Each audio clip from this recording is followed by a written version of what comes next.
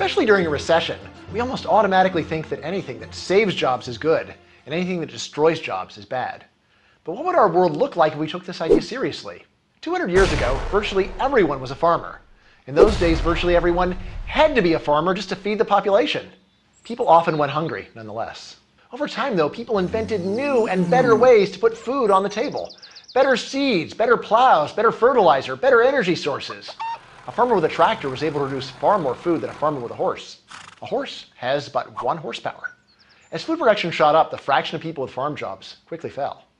Would it have been a good idea to ban the tractor to save those jobs? In hindsight, the idea seems silly.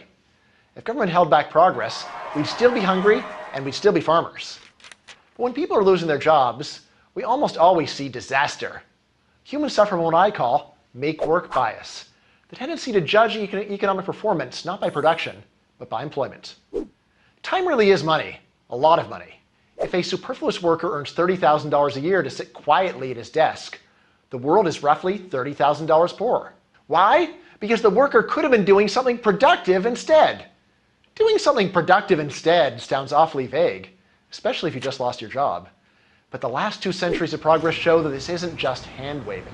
New ideas have totally changed our economy and our labor market. The result is the unbelievably advanced civilization we see all around us. Think about the jobs people around you are doing. How many of these jobs could you even explain to George Washington? If progress is hard to explain after it happens, it's nearly impossible to chart before it happens. When tractors are replacing horses, who is going to have the foresight to say, the unemployed will now go build an advanced industrial economy? How about the foresight to say, let's prepare the world for the internet's arrival a century from now? The main thing we really know about progress is that progress is coming, unless we stop it. Modern democracies rarely actually ban new technologies to save jobs. But many regulations inspired by make-work bias try to protect workers' jobs, even if the workers aren't producing much.